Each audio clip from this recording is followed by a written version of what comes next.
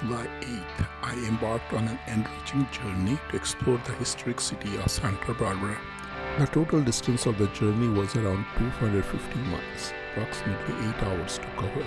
The route is renowned for its awe-inspiring scenic views and charming coastal towns.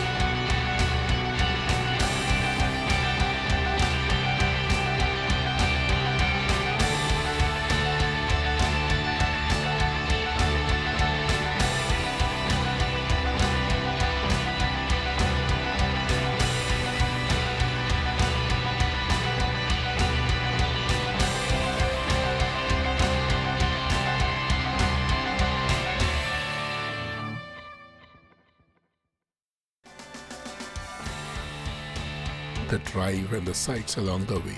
It will be a trip that I'll always treasure.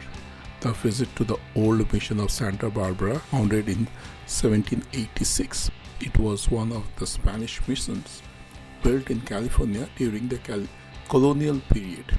It features a beautiful church, a bell tower, a museum, and a trunk courtyard. And the drive along the scenic Route 1 is particularly famous for its scenic views and is often referred to as the Pacific Coast Highways, made for a perfect combination of history and natural beauty. Thank you.